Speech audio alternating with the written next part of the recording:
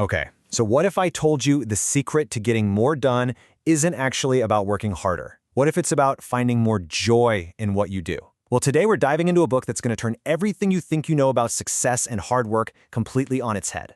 We're talking about Timothy D. Walker's Teach Like Finland. And look, this isn't just some dry academic theory. Nope. This is a story that kicks off with a teacher's total and complete burnout, and it ends with this just revolutionary discovery about the incredible power of well-being.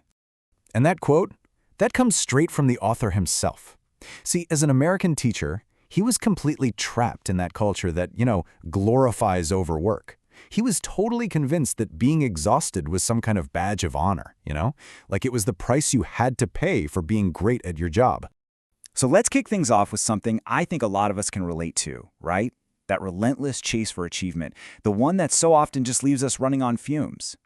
Okay, so picture this. While Walker is just grinding through these brutal 12-hour days, totally fueled by anxiety and whatever he can grab for lunch, his Finnish wife Johanna tells him about her friend back in Helsinki.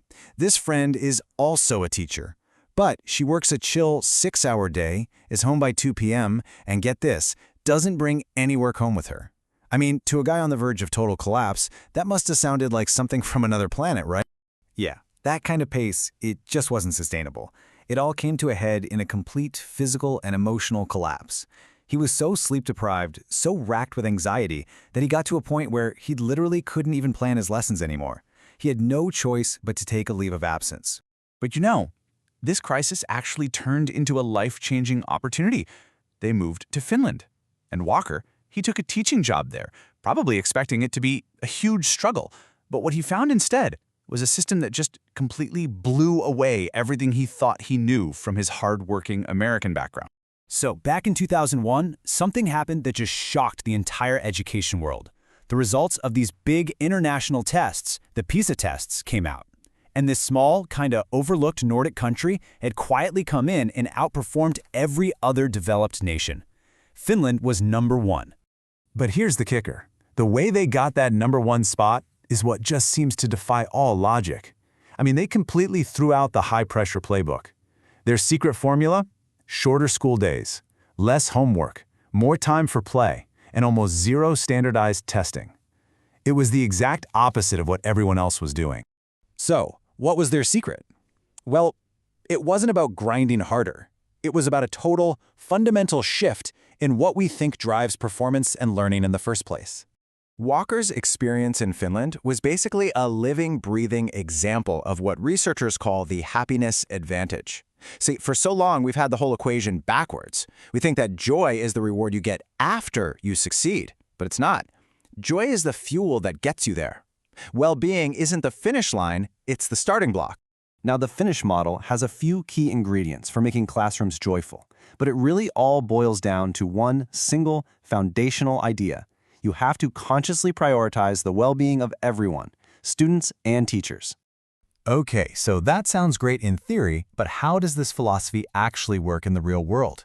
Let's break down some simple but really powerful strategies from Finland that, honestly, you can adapt no matter where you are. All right, the first and maybe the most powerful strategy is built on this standard Finnish practice. For every 45 minutes of class, you take a 15-minute break. And I don't just mean a lunch break, we're talking all day long.